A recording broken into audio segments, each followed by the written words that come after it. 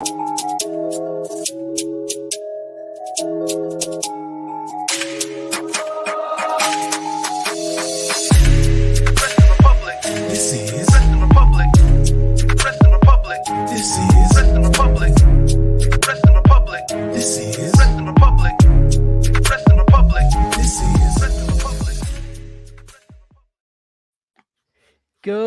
evening from London, wrestling fans.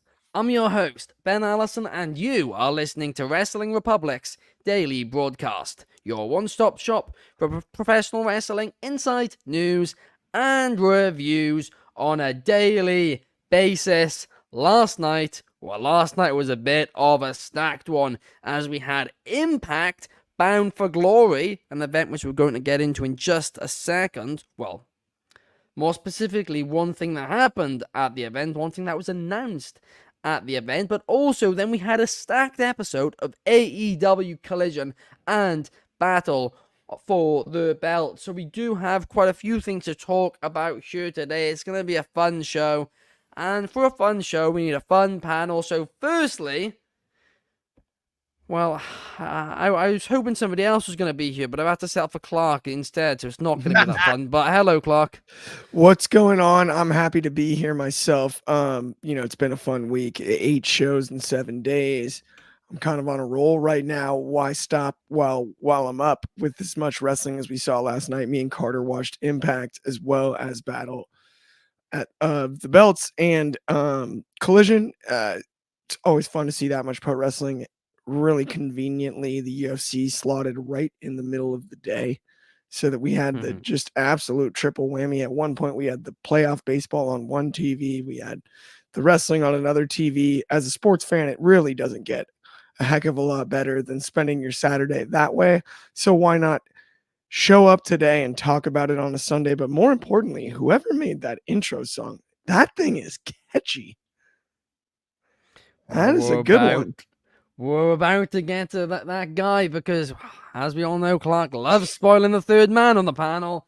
But yeah, of course, that man is. It feels like a while since I've been on a show with him, and that is Chaos. Chaos, great to be on a show with you once again. How are you today? Yes. What's up, everybody? Happy Sunday. It's been a minute since I've been here with you, Ben. But yeah, we are here. We are live and kicking.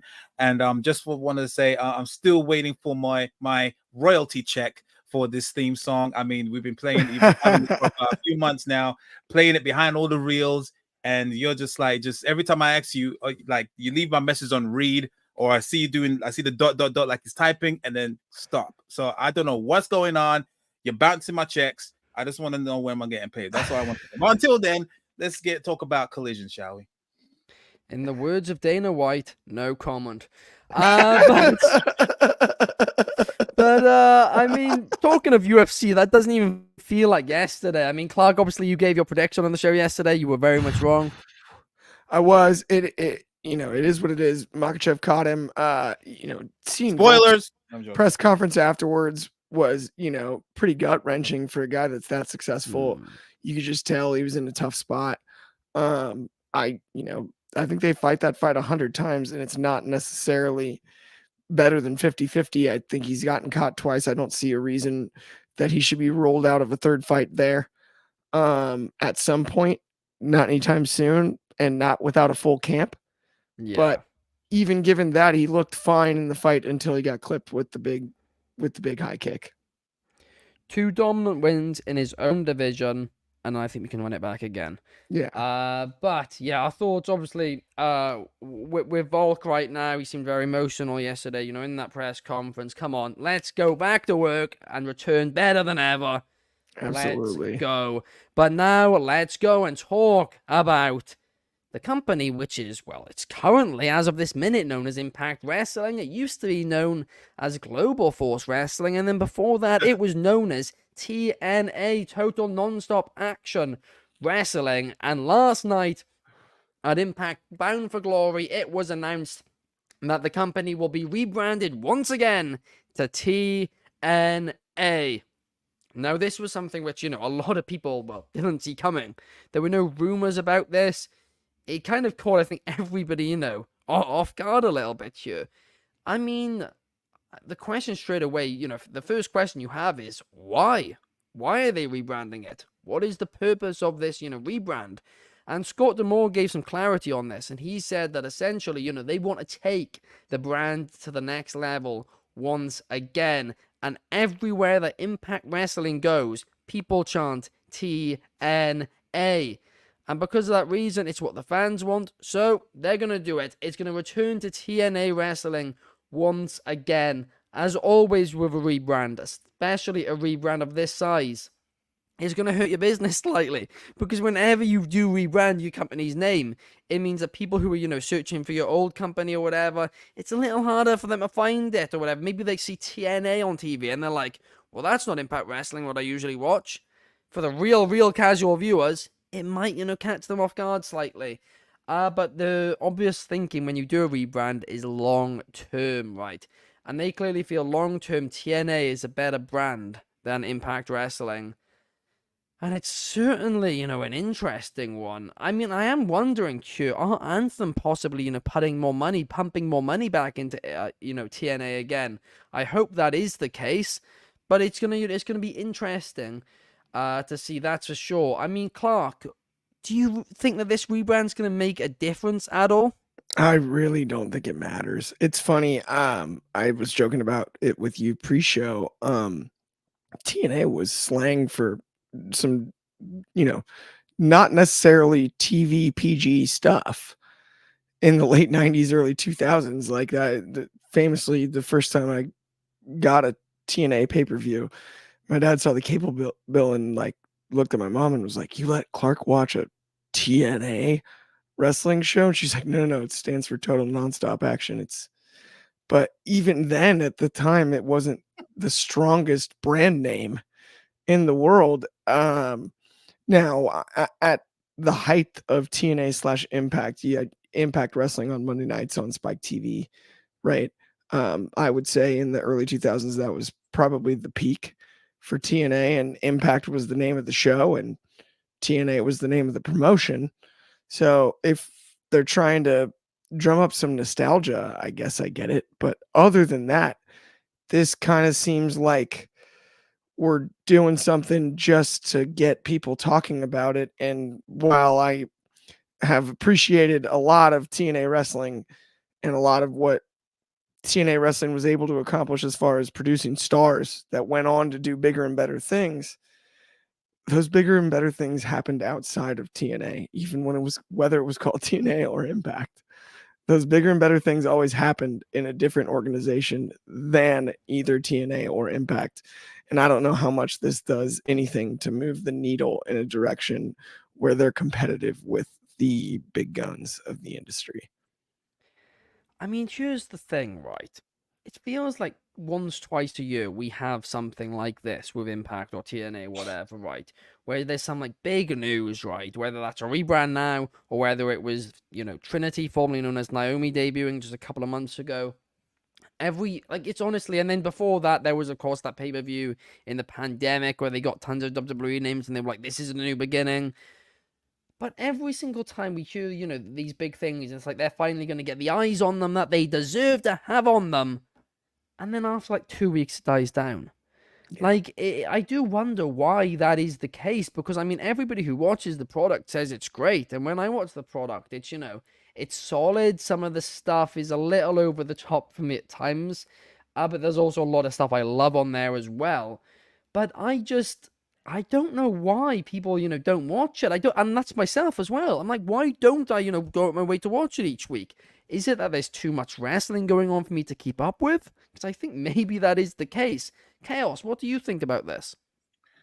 Yeah, I'm pretty much on board with you in terms of like there's a lot of content to consume, and especially with myself working a full-time job and also, uh, handling a little one. Um, just yeah, Dynamite, Raw, and SmackDown, and Collision is just amount of content I can just about consume. I know that formerly known, well, soon to be TNA, is it's a great show. It's had some good moments. This rebranding, I think it's just gonna be only for namesake. When I think of TNA, its core memory or its core value was obviously, you know, the 6-sided ring. There's zero plans for them to bring the 6-sided ring back again. So without that, and all the memories that people remember from the 6-sided ring, you know, the Styles, Daniels, and AJ Styles match, all the Ultimate X matches, the 6 sides of lockdown, the 6 steel of lockdown, I can't remember what it was, and a guy ran across and 6 sides of steel. 6 sides of steel, yeah, like that was TNA. This is also for namesake, and you know, just to because yeah, like I didn't see why they changed it in the beginning. Like it was fine for it was, obviously, and then it was Anthem, then it went Global Force Wrestling, like for a brief time, and then obviously this the Impact Wrestling. So yeah, it's just gonna be for namesake, and you know, just hopefully bring more people, more eyes to the problem. It might work just for that for a brief time. The thing with Impact also is that I think another thing is that they're not very good at capitalizing whenever they have a lightning in the bottle.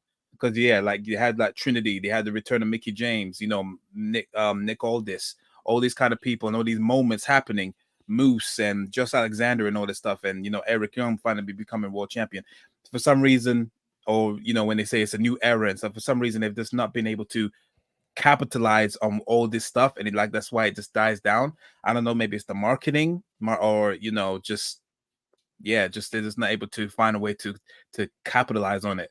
That's why there's not many eyes on it. But who knows? This might be the same thing as well. Maybe for a good few weeks, it might just be a little boost, and then it just petals out. But yeah, I don't think it's gonna make any major difference. Not unless they bring back the 6-sided ring. I think the 6-sided ring point is genius. That was the brand in its prime in my eyes, and it created a style of wrestling with that X division that was just special. And I think that if that were the news, as opposed to just changing the name back, it's more impactful. Dutch, no pun intended. It's more impactful. The issue with the 6-sided ring was, well, I mean, it was one of those things as well. It was hard some ring fans, fans loved it, other fans hated it. But also, yeah, like you said, like AJ Styles, you know, famously said that he loved the 6-sided ring. It felt so iconic to him until he took a muscle buster off Samoa Joe, and he said he was in pain for days, and he'd taken it on a 4-sided ring too, and it's nowhere near as painful. So I mean that's clearly the issue there. But maybe the 6-sided ring is the answer, and if you don't love it, well, you're going to have to live with it. Triple A puts on some great shows when they use the 6-sided ring. That's about the only organization I can think of right now that's using those type of rings every now and again. Indie ones, but and they're just fun. It's different, and different isn't always bad. That's true. We got Bobby Petito in the comments. Shout out Bobby, saying, I'm interested to see if TNA brings back the wrestlers. So I presume the TNA wrestlers. Yeah, I mean, that would be interesting. I mean, they do already have like quite a few wrestlers, you know, from TNA there. But I mean, who knows? Jeff Jarrett, he's doing well in AEW right now. Jeff Hardy's there too. Maybe they could make the jump once their contracts expire. And we got Brett Sternberg saying, miss you all, see you next week. Cannot wait to have you back on the show, Brett. Looking forward to it. But now, let's move on and let's talk about something else, which I was looking forward to, and that was Andrade versus Bryan Danielson, right? And this was announced on this week's episode of Rampage for absolutely no reason.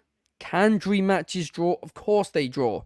But to just announce a dream match the day before it and be like, well, let's just hope it draws because it's a dream match, that's a waste. It'd be way more, you know, would bring a lot more eyes to the product if you announce it like 2 weeks in advance, a month in advance, and have it, you know, be built up as a dream match, you know, have them have interactions, advance the storyline. It's really simple stuff. I don't even know, you know, why I'm trying to explain it. It's obvious. Give them a storyline because people are more interested when there's a storyline in wrestling. It's not news. That's just the way it's been, and it's the way it will always be. AEW are not an independent company. They are a company which is trying to go semi-mainstream, and by randomly announcing dream matches the day before is just not the way to do it. But was Andrade versus Danielson brilliant? Of course it was. That was not a surprise to anyone. They put on a banger of a bout. 4.25 on the WR scale, according to David Sheldon. I would absolutely agree with that. Very, very solid way to open an episode of Collision. But come on, let's, have a bit of a story there about it. After the match, Malachi Black took out Bryan Danielson, but that part we're going to talk about later in the show. Right now, Andrade Danielson, what did you think about this match, Clark?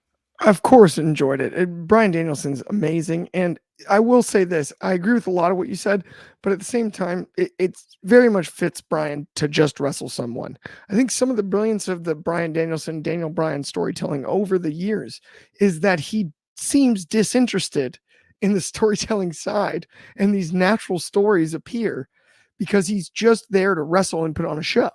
That's what he wants to do: is get in the ring and mix it up.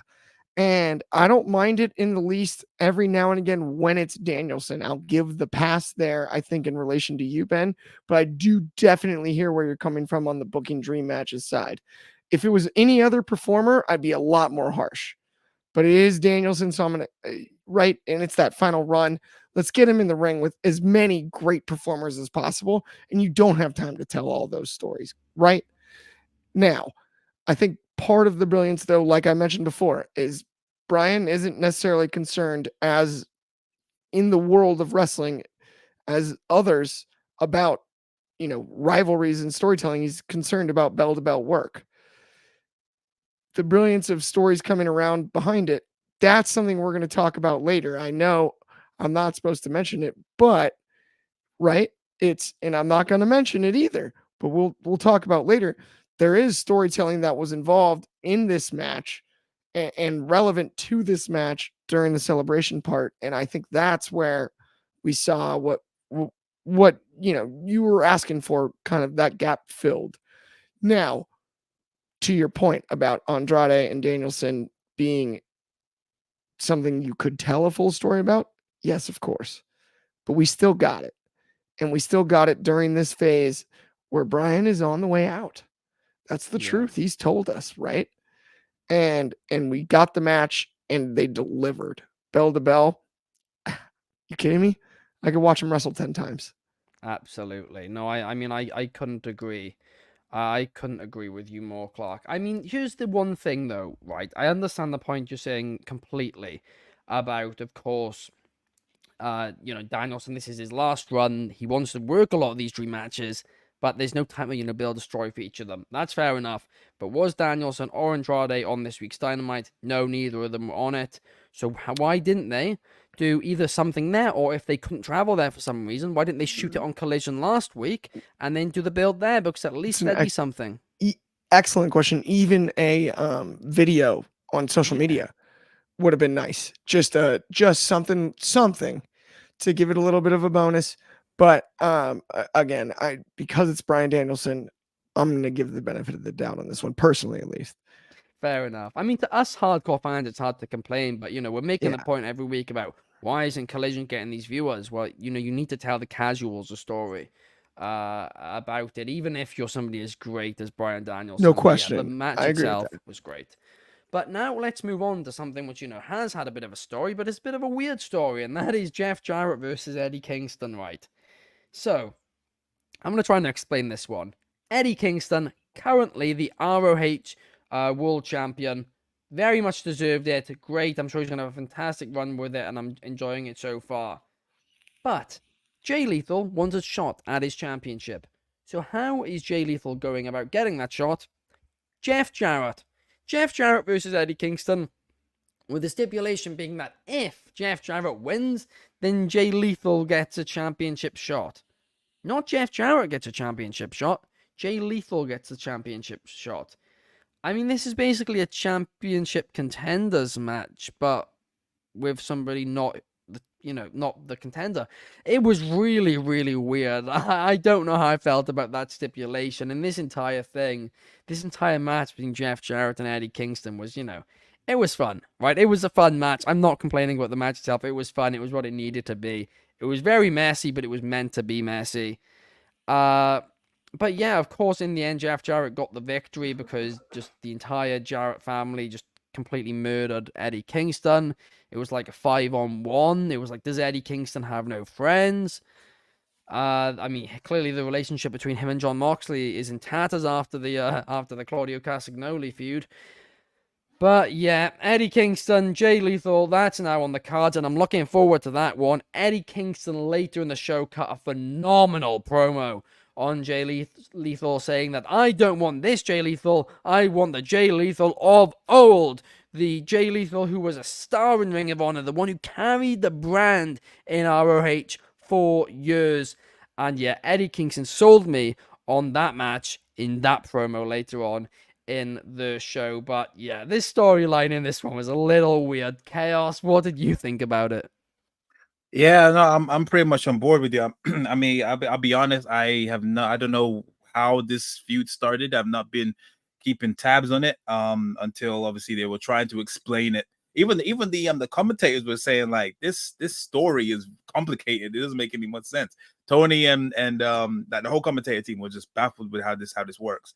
And so was I, because Jeff Jarrett. There was nothing wrong with Jeff. I'm sorry, there's nothing wrong with Jay, because he was fully. Gave him a cutter through a table, and it was that well and truly he could easily have been in the match, but for some reason he sends Jeff Jarrett, who is not a goober. Jeff Jarrett. Jeff Jarrett is a legend.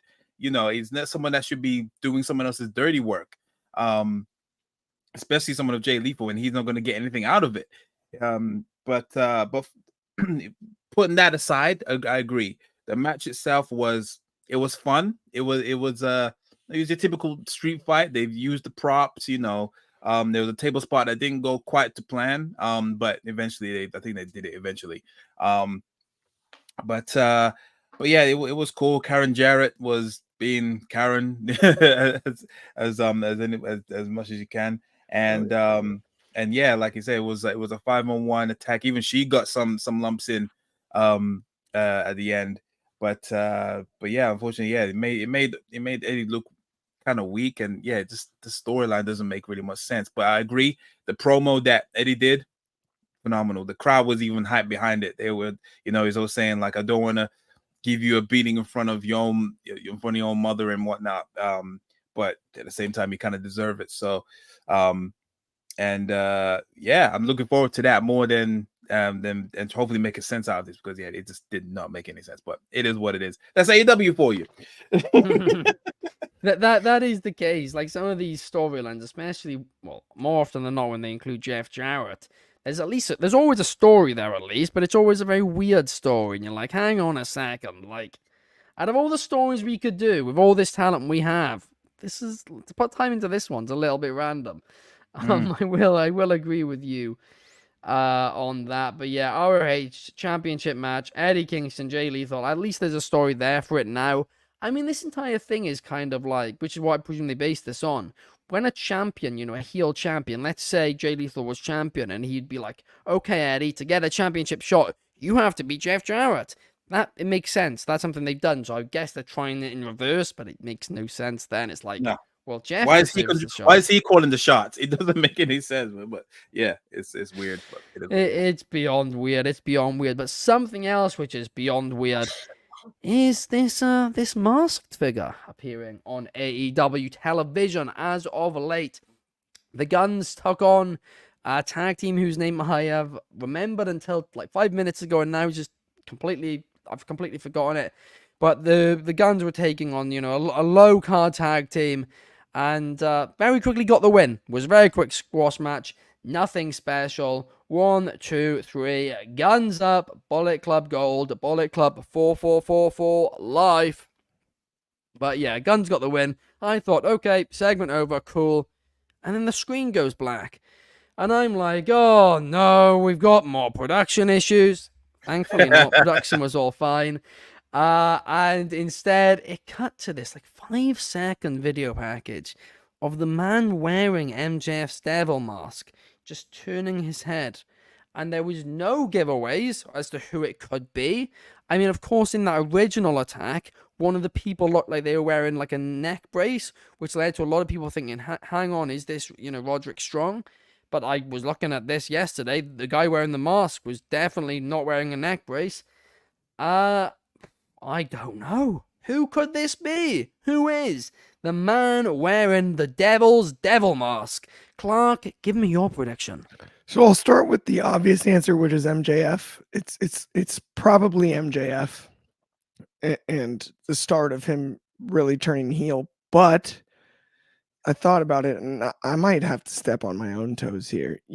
Of course I said, and I don't want to get a bunch of heat for this. Of course I said this week that the joke's over on CM Punk, and I believe that it is. But someday, we, not just us, but other wrestling sites that are dirt sheets, so not just the clean sheet us, the dirt sheets too, are gonna be worked. Because it's the most pro wrestling thing in the world. And what if it is CM Punk? I mean, just what if it was? On Collision, the poison, the storytelling. We asked a question earlier in the week about how you'd regain the momentum. That would blow. I mean, it would blow my scalp off. That would blow the roof off my head if it was. And I'm not saying it is. That's not what I believe. But just think about what if it was. Would that not be the greatest ruse, the greatest work? And he comes back just as the absolute poison, the venom injected back into the company. And it was all a work, but it's turned into a work. I'd be fascinated by it. I don't think that's the case. I do believe at the end of the day, it's just Max in his own mask. I mean, honestly, if it is CM Punk, I don't think for a second it is, by the way. No. I'm certain it's not. But if it was, it would just be the funniest booking of all time. It would just be so good. I'd be like, I've been worked. This is brilliant. Thank you. No one would ever be more stoked than I think myself too. I'd be the same. Like, you got me and I deserved it. And I'm like, it crossed my mind and I was like, I guess I got to say it now. Cause I was like, what if it just was? I don't think it is. Punk? It needs to be someone substantial. If it's not MJF, then it has to be CM Punk. It's like there's no one else. No. I don't think it's either of those because I think it's who Brett thinks it is, and that is Jack Perry. I really do think that this is how they're going to reintroduce Jack Perry. Obviously, he's not been fired. He was suspended. We all know that. Tony Khan confirmed it. But they gave no other details, and as of now, they've not released a statement saying he's fired and he's still on that page. Short hair though now, Jack? Do you think Jack got the haircut? Well, he could have. Where's the connection? He could have just wetted and, Well, I mean, we always know that they've had, MJF and Jack Perry. I mean, Jack Perry basically turned heel because of what MJF said to him. And, in that promo, that's what really, fired up Jack Perry in those following months. I mean, maybe after that loss to Huck in storyline, he went away and said, something's not working.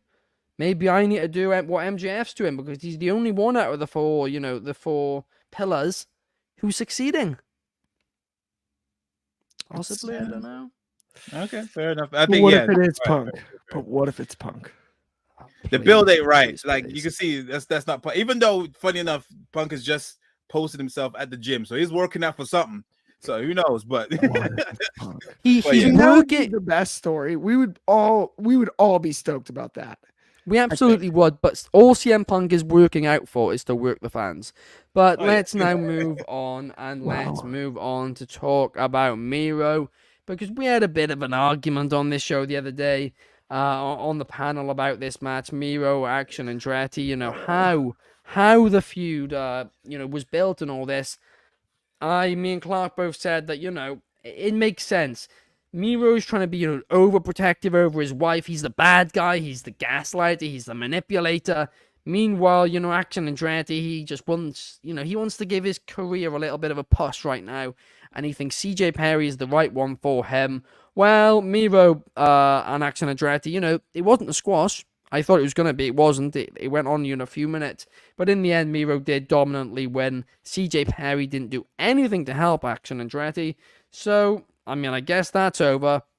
Later on on Battle of the Belts, an hour later, CJ Perry approached Andrade and said, hey, I think you could be a star in this company. I think you have a great look. She was kind of flirting with him a little bit there.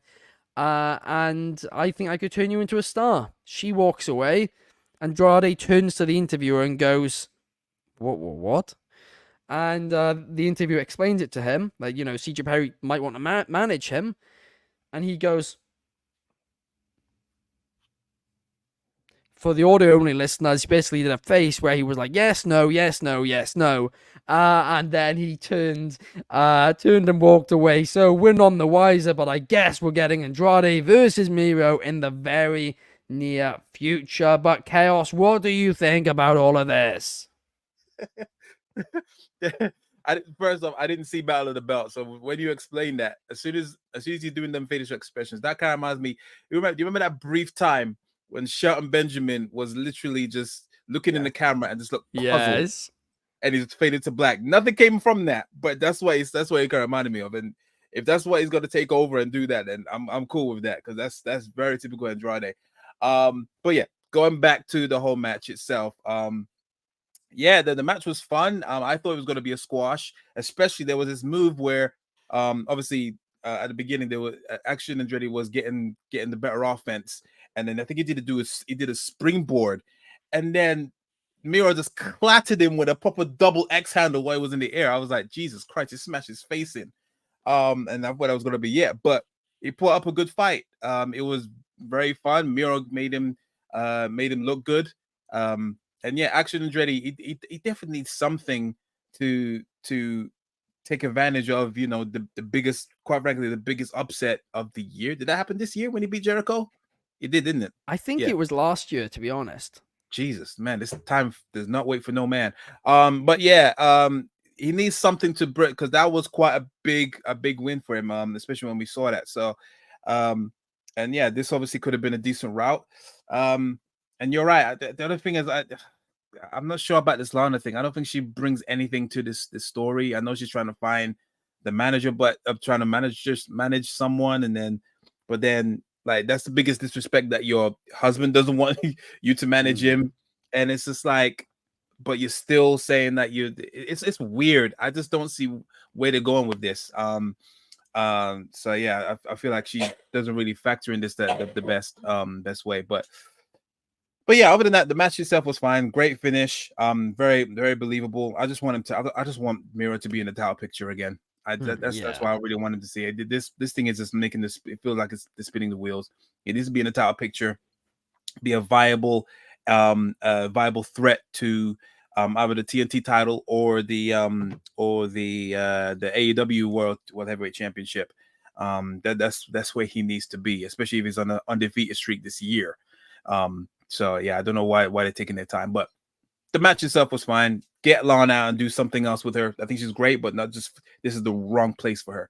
But yeah, I'm gonna disagree with you on that one, purely because other than the TNT Championship reign, and this is about the booking specifically, but other than the TNT Championship reign, there's not been an interesting story with Miro since he joined the company, and at least you have an interesting week-to-week story. I will say though, thankfully, in response to that, I know you were asking Chaos, but like, thankfully, Miro's also been booked dominantly, no matter the storyline. Yeah, at the same time, yeah.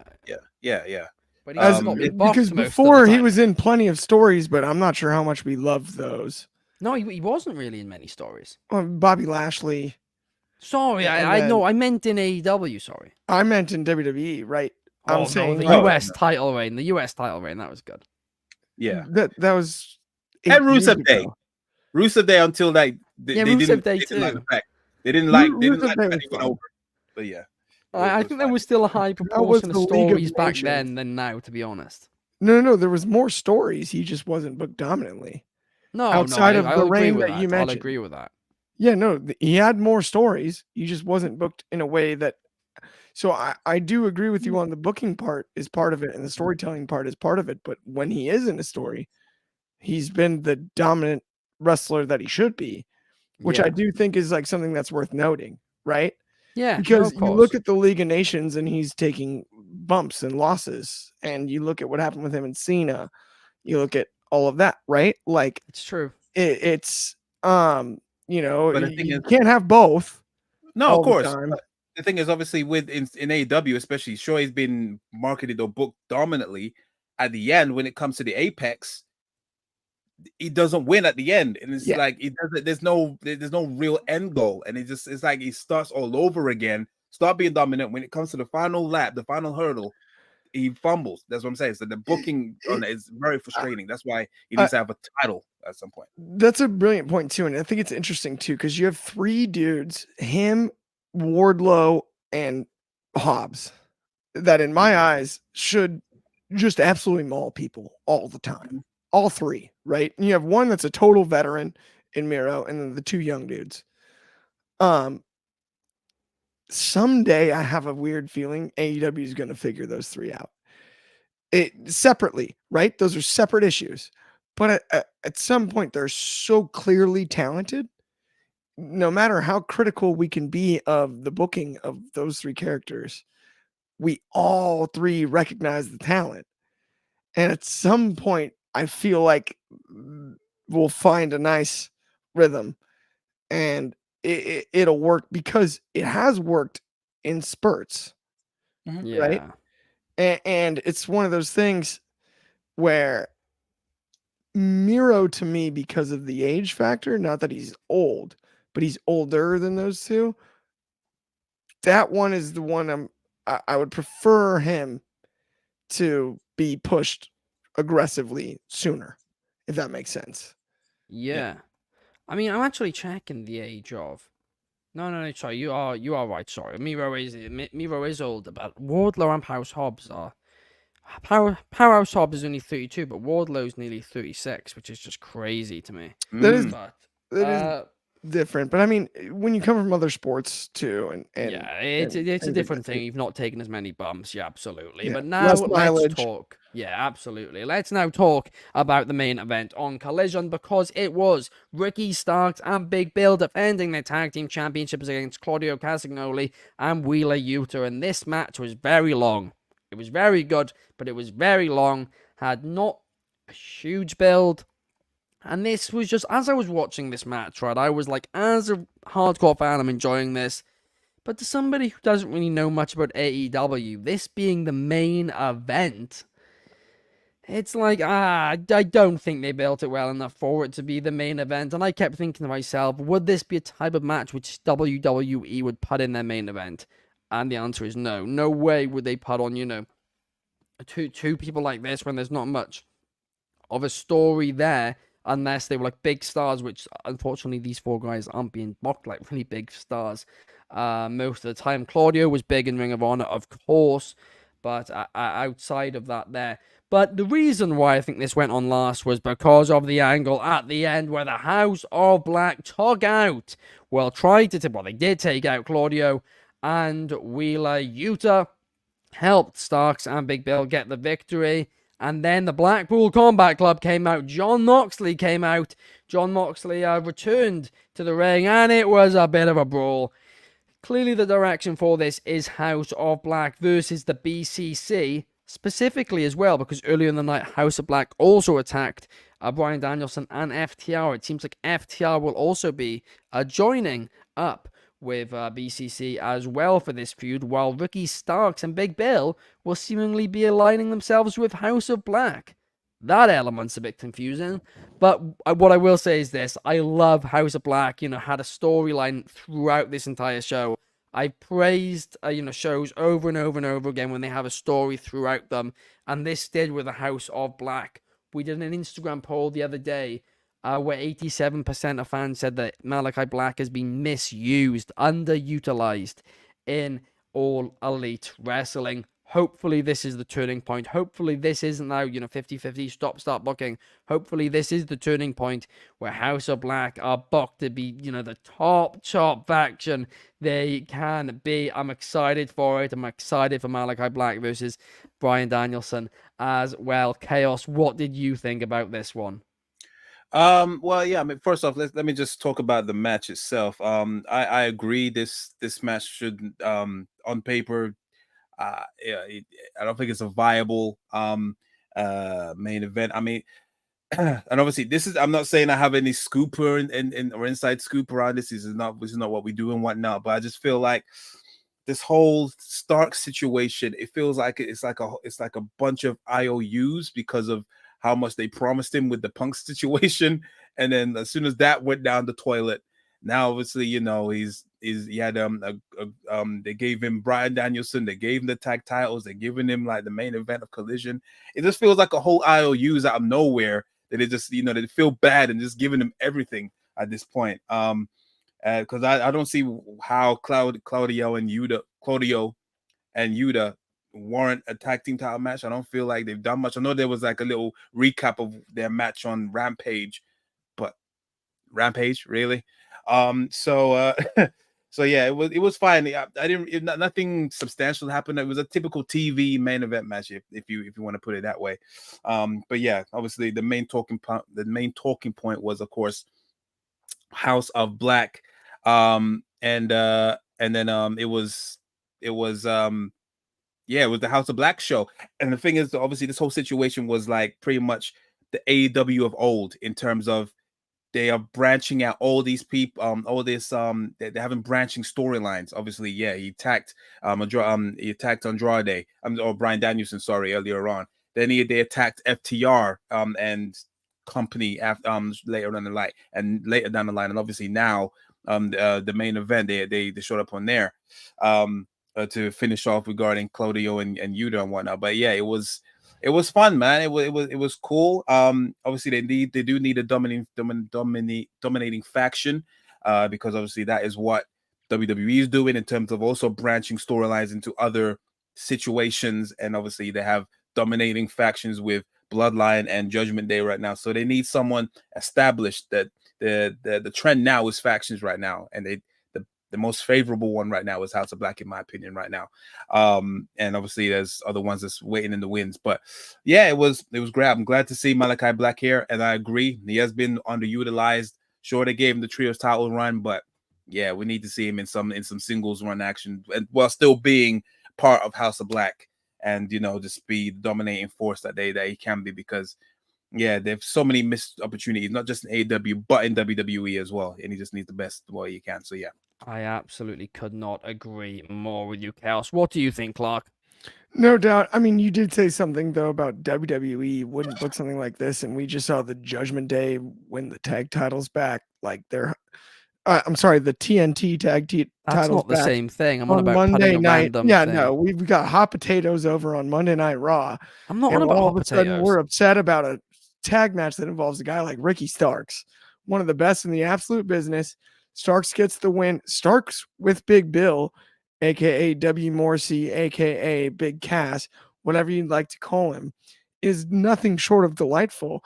And while I agree with you on how much time was given to the match, disagree that this was not main event worthy. You've got 4 huge names. It's Collision. They're not huge names to any casual. You also have a show coming off on the next one. Yeah, I mean, we can do the casual thing or whatever and use cliches all we'd like, and that's cute and fun and everything or whatever, right? But guess who casuals also don't care about? And I can name a billion names on the WWE roster.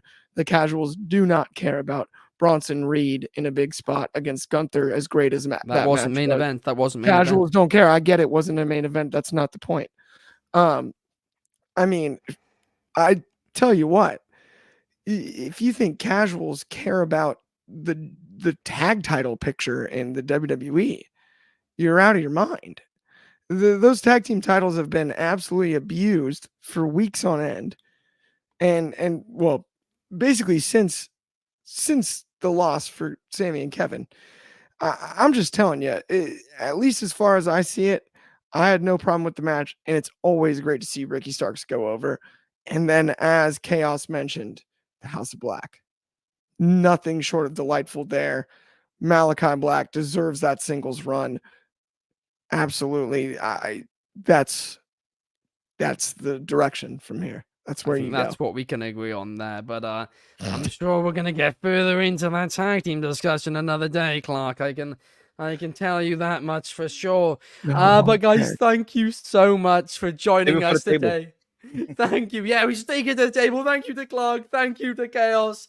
And if you did like this video, please like and subscribe on YouTube. If you're on Spotify, please give us a cheeky 5 stars. It helps us tons. We really appreciate you guys watching, and head over to our Instagram stories right now to ask us some questions for Mailbag Monday tomorrow, because it's going to be a very, very fun one indeed. But thank you guys for watching. We'll see you tomorrow. Peace.